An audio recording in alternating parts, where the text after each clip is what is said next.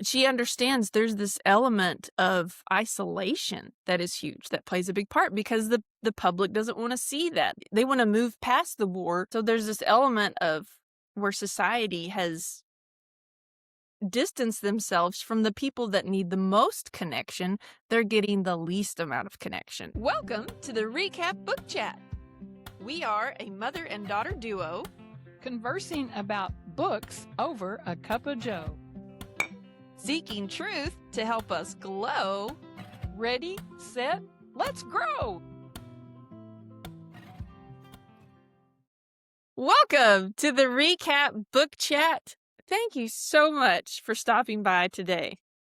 We are diving into this historical mystery series of Maisie Dobbs. It's the 6th book, I believe, Among the Mad by Jacqueline Winspear. And whoa, what a wild read. In 2009, I believe. You could read these out of order, but they do kind of build. So I would suggest to start with book 1. Would you? 100%. You need that foundation. You need to know her background because she's dealing with effects of World War I as well. And this story is about the mental aspects, the mental effects, the trauma, the shell shock in this time period of these guys that come back from war. And they're trying to figure this out, but the resources are limited. The understanding is limited. The techniques are questionable too. Very questionable. I'm like, how do you? I heard someone say somebody was doing something and they said, "How do you sleep at night?" And he said, "With a fan." I thought of Dad because he has to have a fan. And I thought of Garrett has to have a fan. I said, "What is this with all men need a fan?" I think they do. There's something to that. So I think also we could talk about it's set in London and it's at Christmas time in 1931. You know, there's this Christmas Eve starts. Yeah, Christmas Eve. You know, Hallmark has these Christmas in July, and we're actually doing a Christmas book in July. So I never thought of that. It was totally unplanned, but I thought it was cool. She's just always my summer read, and she did not disappoint. This was a great summer read, travel book. It's a good one. Not super long, but captivating. Yeah, you don't have, it's not a tomb. It's not, you don't have to have a big commitment. But you told me, you started it before me, and you said, I was way behind you, and you said, well, there'll come a point, Mom, where you're going to have to stay up and finish it. There'll come a point. And boy, you were right. There is that you can kind of meander through it, and then there's a point where you have to finish. And so be prepared as you get over halfway done. There will be, you might have to be a little bit more invested there at the end, but at the beginning you can kind of read in spurts and stuff and then dive in.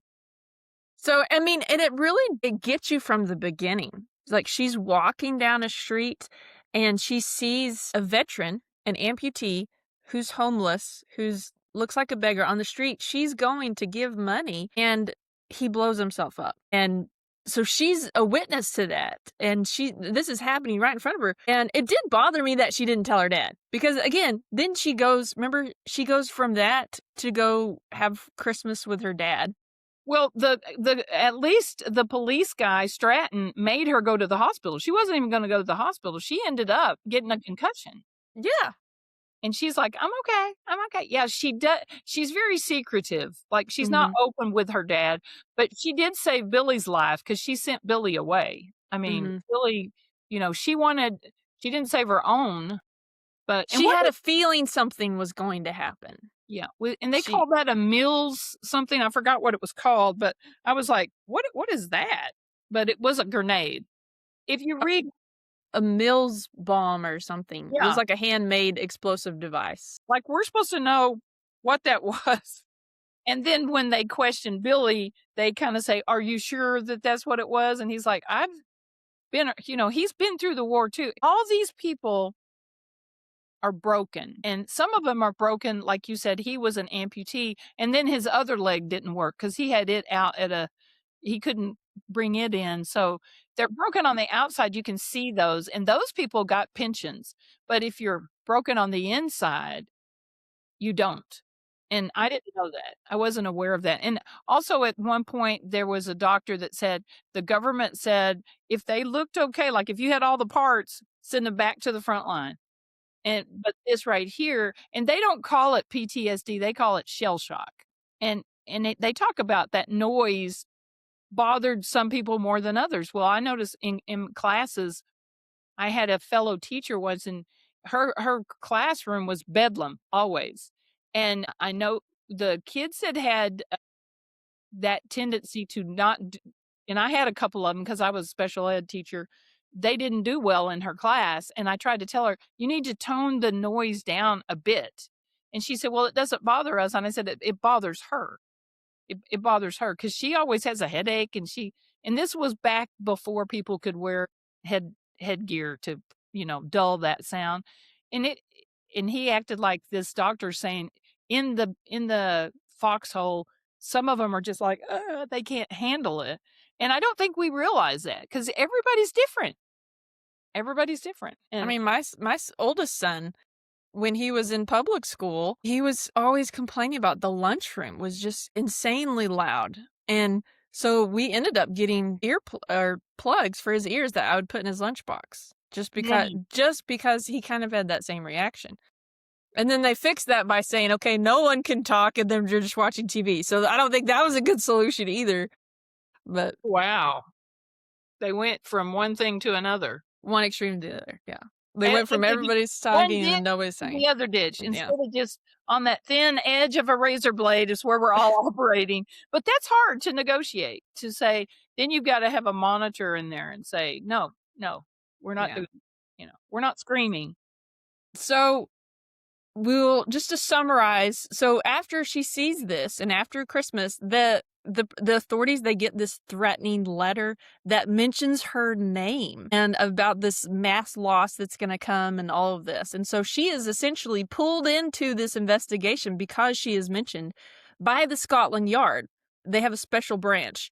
And so which is really cool. I actually liked that she was working so closely with the Scotland. They need her. I'm like, I wanted that connection. She can help them a ton because she's always kind of on her own, I feel like, on a lot of things. She So prefers to be on her own with Billy.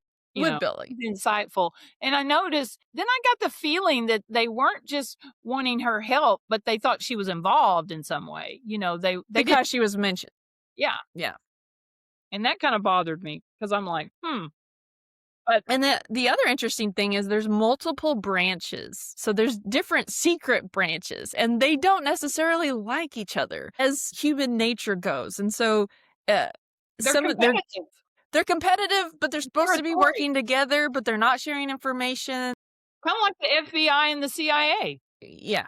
They don't even know what each other's doing. Yeah. And which I don't know, something needs to change there, but Maisie she has to work amongst that, and she's still trying to solve this. Who is this person who's sending these threatening letters? And then it gets worse than letters. Then things start dying.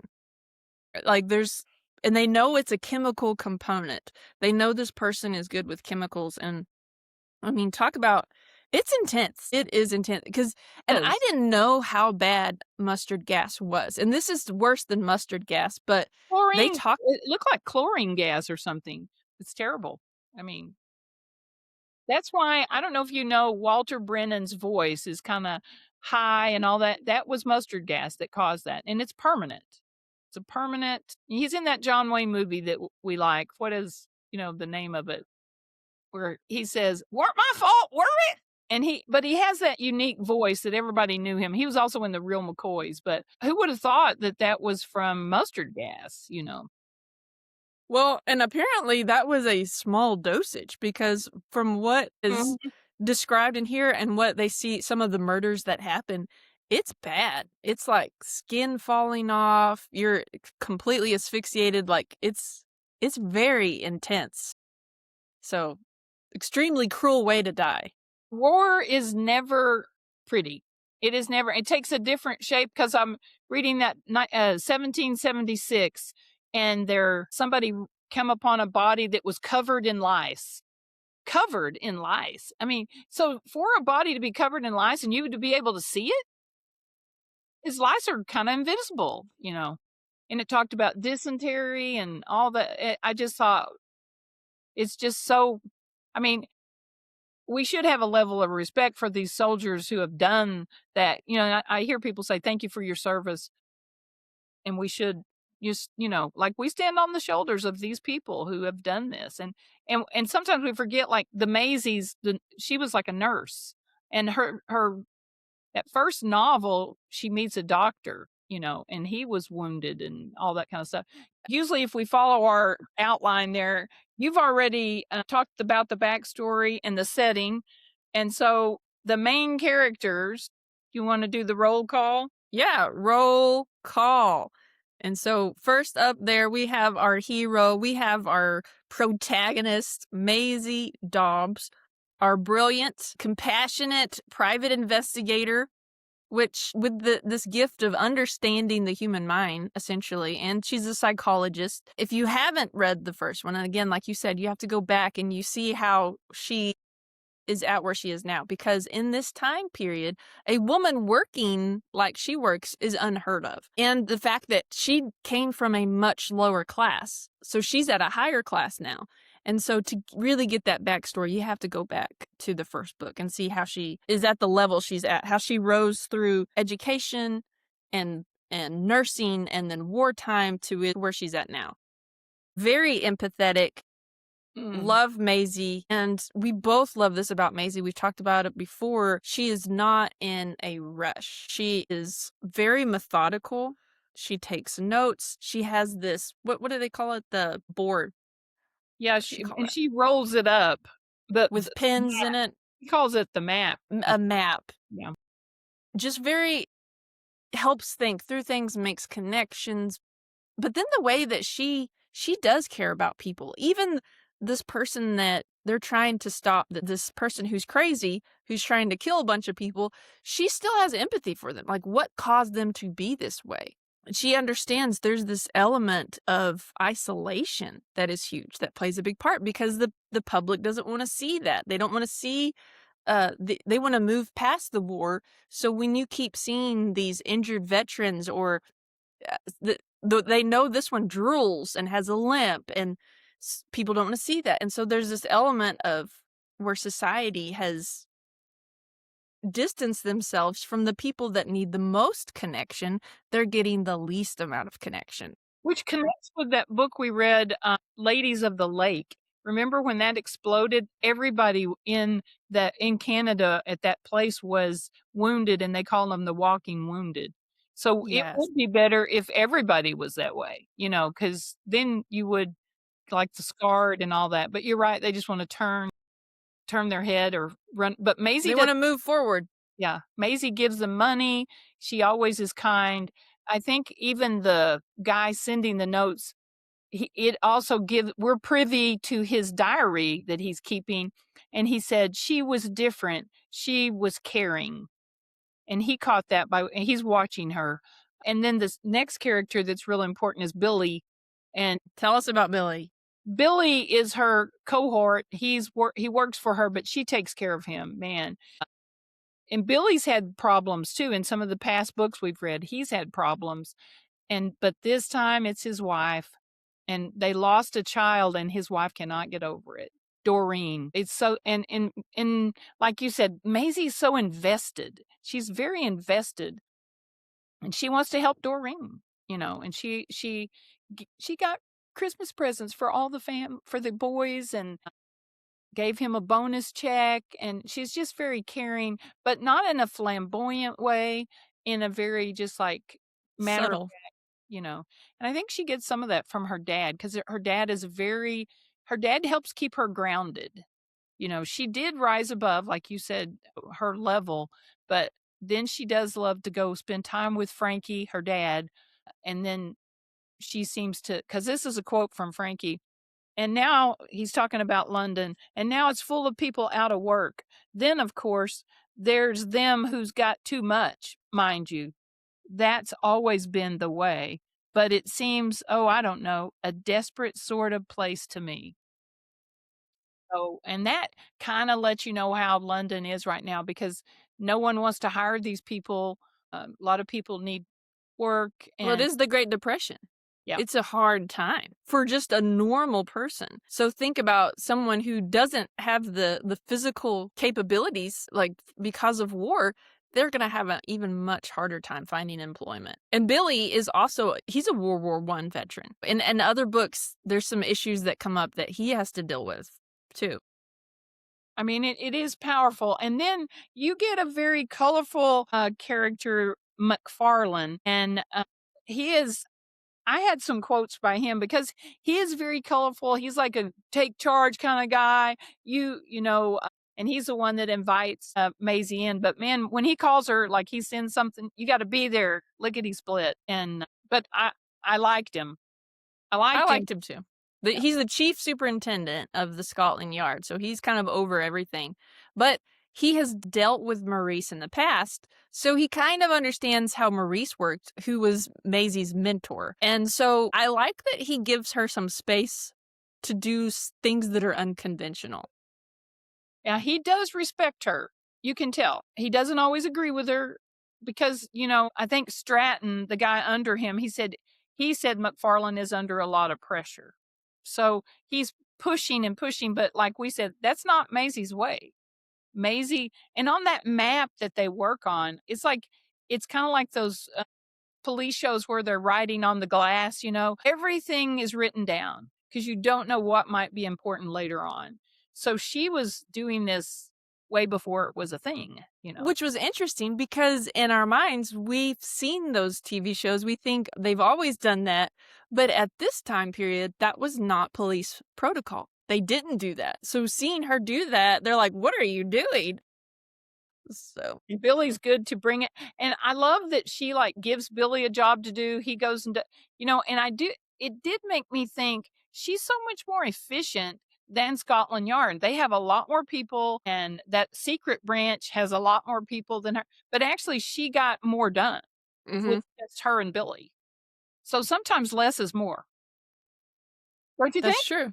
Yeah. It's true. But at the same time, you do need the more when you're dealing with, because they have anarchists, they have other things that they are investigating. And in those situations, mob control, you do need more people available as Mhm. backup. So I think it's good that they're working together. And this, before we leave the characters, this is a good quote from Billy said it, but he was quoting Maisie, and it was, "Inside the villain is a victim." Mm, And he was quoting her, but I think that helps you when you are looking at someone because they have feelings. Um, I mean, we have to think God loves us all, and no one is without sin. We're all sinners. And I think because she was in the war and he was in the war, they think differently than maybe people that weren't. And so, that's a good thing to be caring and I think I get kind of like discombobulated and get too hurried. Hurry, this, hurry. Why not slow down and look around? Slow down, look around and connect with people. But it takes time.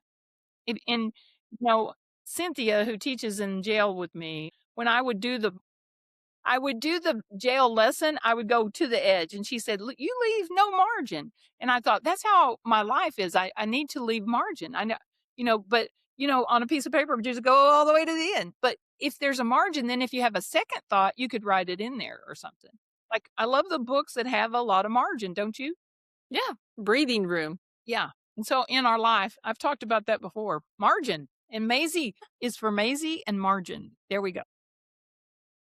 And she takes, which you are into field notes now. You love the field notes, but from the beginning, we thought it was cool that Maisie, she carries these note cards and she writes everything on a note card. And I do think that is super cool.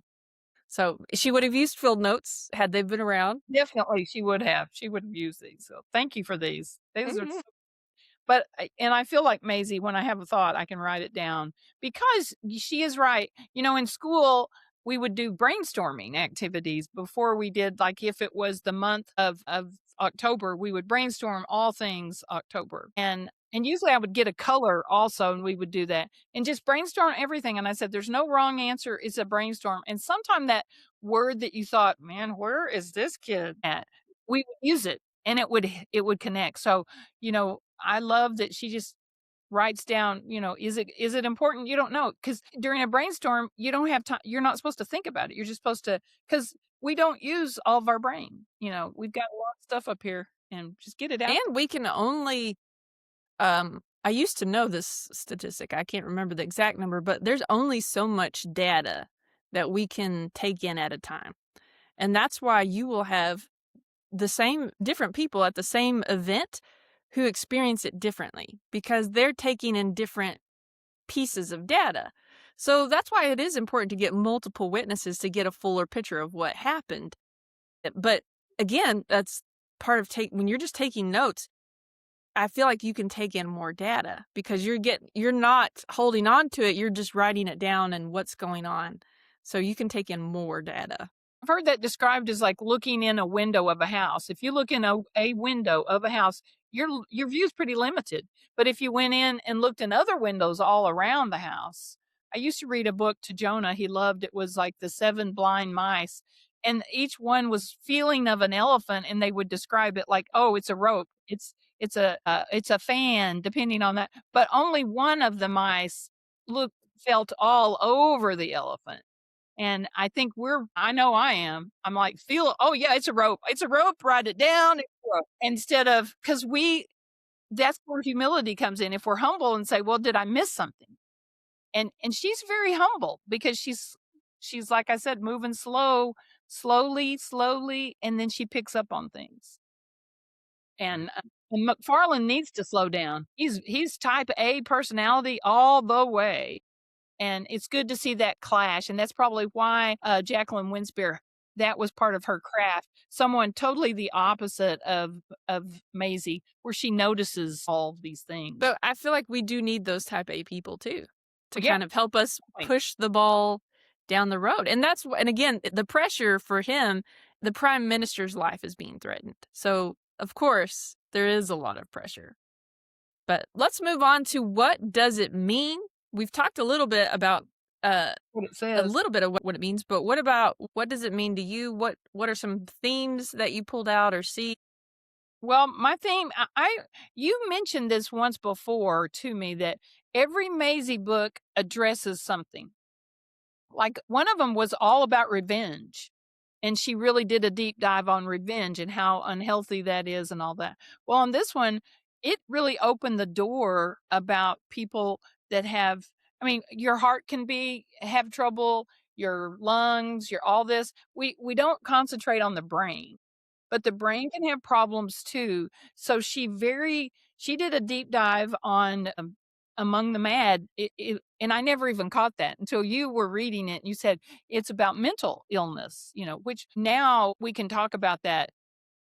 But at this time in 1931, there was not vocabulary to even talk about. They call them names that would not be, like crazy and all that, kind of like, I want to disrespectful or unkind names. But they just really didn't have the vocabulary for it. And then I learned, I think you mentioned that Maisie's compassionate. We all need to be compassionate. And some of the treatment, I think she's saying a lot, but the theme to me might be, I don't know, compassion, or I don't know. What about you? What were your thoughts? No, I think you nailed it. And I think you said it earlier with that quote about that thin line between victim and perpetrator, basically. And then the mental health, just highlighting that, like how important it is and not dismissing it. We did talk about it really does explore that shell shock, which is what we call PTSD, and the treatment for veterans. But it also is going through, we're going through this healing process with her. She has mental issues as well, or mental trauma from the war and from losing the man that she loved. And so which I love that about her too. We're seeing different sides of this issue. So we're talking mental health is the theme, but we're seeing it from one extreme of the so-called villain. We see it from his extreme and how he's hurting people. And then we have Doreen, what you mentioned, Billy's wife, from grief and loss. That's another aspect. And then we have like Maisie, who's kind of in the middle, still has her trauma, trying to process through some of that. So we see this, and that happens in our books. And it's interesting how it all comes together. There is a common theme, and we get to see different sides of this theme. So, no, I think you nailed it. And so, Powerful. yeah. And I know that her, because I had a quote for that. The path of grief could not be scripted and was one taken alone, even if one grieved with family. So Billy doesn't understand Doreen not getting over. Like, she bought they don't have a lot of money. She bought the daughter that died presents. In fact, she didn't even buy the boys anything. The daughter that died she has presents under the tree. She's not taking care of the boys, and the boys are developing some characteristics of neglect that Maisie noticed and all that. So, yeah, I love that you pointed that out, sis, that the gambit of what could be a trigger to be among the mad, as the book is titled. It could be grief. It could be grief, or over here, death and war and all that. But she validates each one of these. So it's not like a degree. It's not like the war is worse, because Doreen is suffering just like that. So I'm thinking that's where that caringness that Maisie has comes in. And I kind of think her grounded roots with Frankie, losing her mom at a young age, that helps her to slow down. And because anytime you see someone, that might be the last time you see them. Mm-hmm. We're not living on the edge like she was, I think, but anyway. And we also forgot to mention there's another theme is kind of the ethics of chemical warfare research. So, and I think this is still a topic today.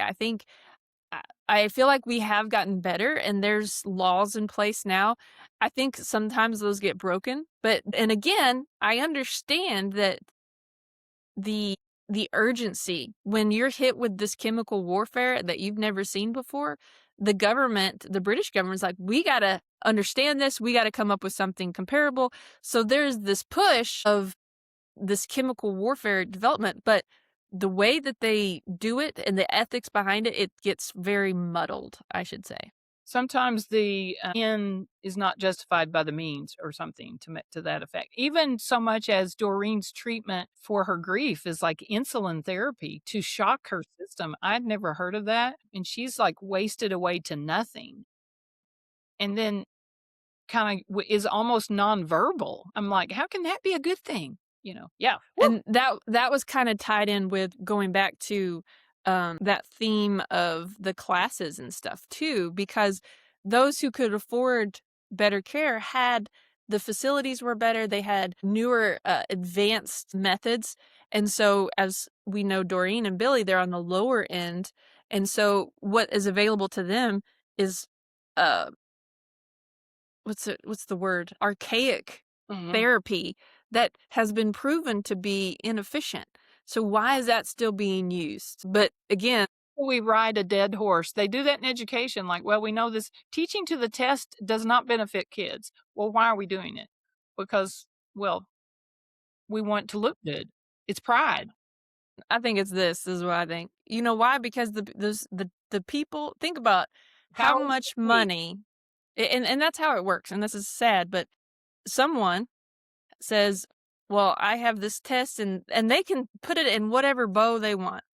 This will improve the education system. They can say whatever they want, but basically it comes down to money. They're saying, here's this testing, all of this. Do you know how much money they get for that? A ton of money. So of course they're not going to want the test to go away or anything like that, because these people are banking off of it. So thing with like, you see these people are running around. I do understand, like you said, there needs to be a lot of feet on the ground and everything, but sometimes we have too many. I mean, have you ever been traveling and there's road work and there's construction and there's like 2 or 3 people working and about 10 people standing around? I mean, I saw that just the other day. I was in a coffee shop and this one guy, he's doing all the work. He's lifting this huge beam up there and there's people not doing anything. And I said, "Why aren't they on the roof helping him?" But they're just watching him. And I'm like, I think that's how a lot, I mean, I don't understand that. I'm just like, come on. And that's why I think Maisie wants to keep it simple. She believes she can be thorough with just her and Billy. And that's her style. And it works for her. If it's not broken, don't fix it. That's the thing. It does make me better in the sense of it does help me slow down. Yes. And it helps me observe things better. And then the other thing that I think is so cool that she does is every night before she goes to bed, she spends time sitting on the floor and kind of meditating / thinking through her day and what happened. So she's like kind of thinking it through and kind of letting it go, and it's so she can go to bed almost. But I think that's a pretty healthy practice to just before you go to bed, almost like this happened, like kind of letting yourself process the day instead of just going through the day. There's no processing time and then trying to go to sleep. And then you're not going to be sleeping very well because you never processed anything. Oh, and we So- forgot to mention her dear friend Priscilla, and she's dealing with another kind of mental illness. Hers is fear.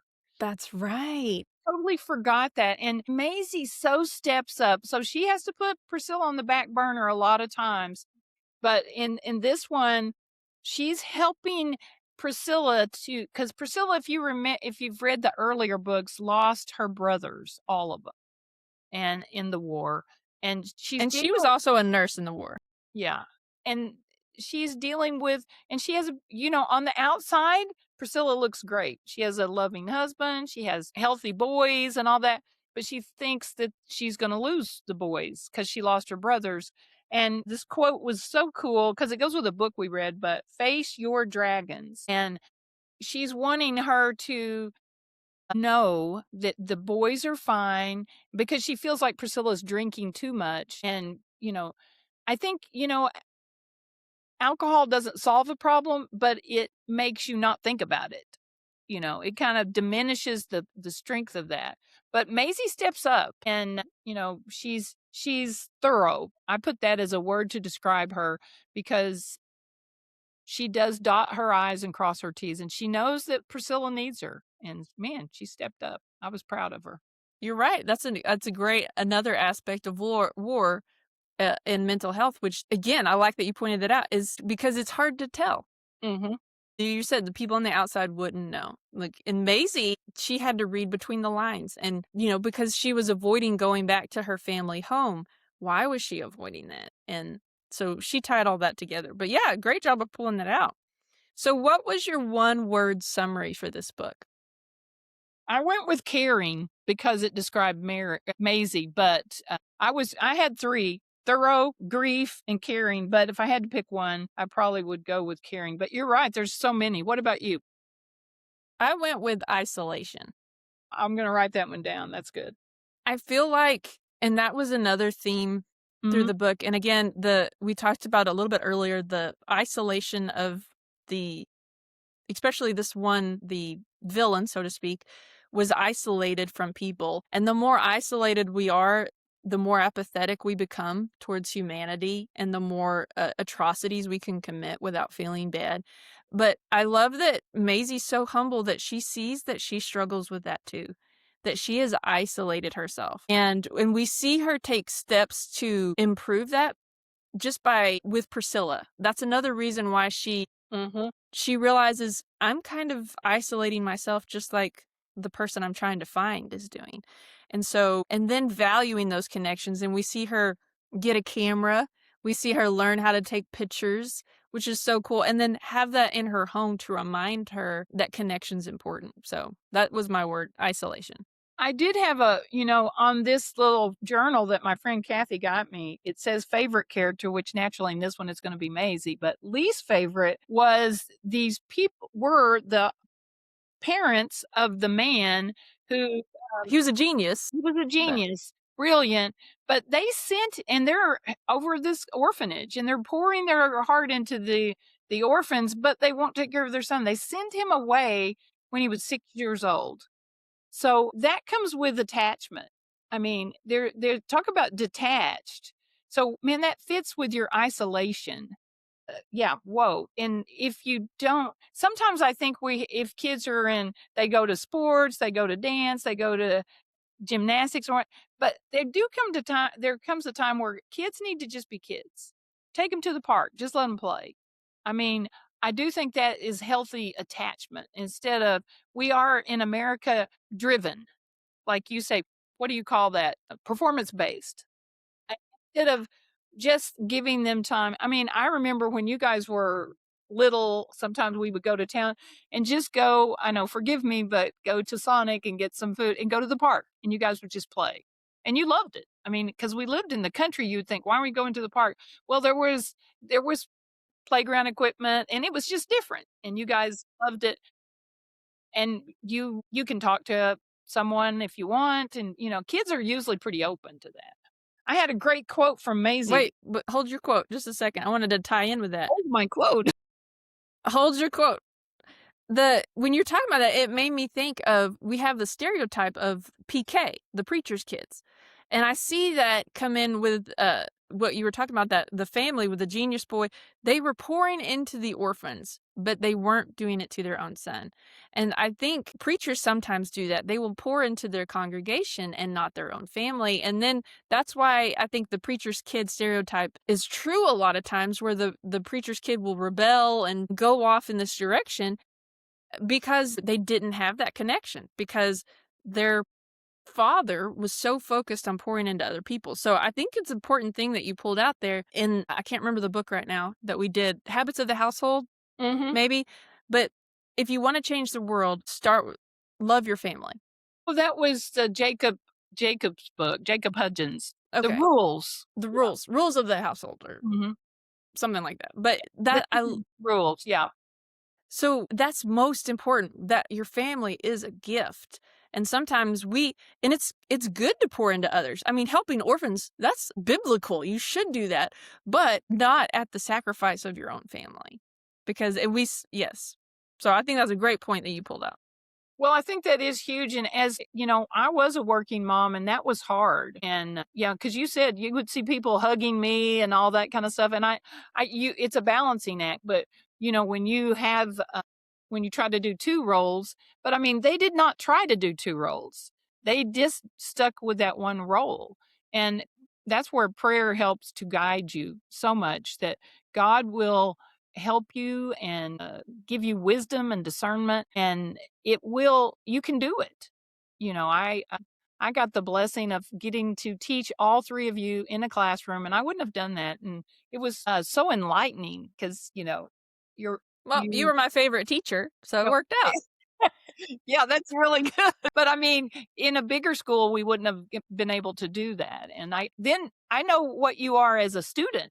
You're the one, if I want to get a job done, you're the one to call. I won't be calling your brothers if I want to get it done in 2026, But I just got to see the different, so and I understand that because I thought all three of my kids were gifted, in different areas.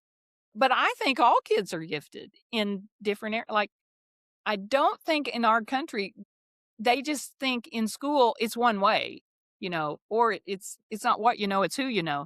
So it's different. That Maisie doesn't do that. Here's the quote, and it goes, she's saying, but if you go back to the root, it has to do with care. Those people don't feel cared for. They are invisible. And you remember that picture book, The Invisible Boy? I think you got that for me. But that's like the worst thing you can do, is to be invisible.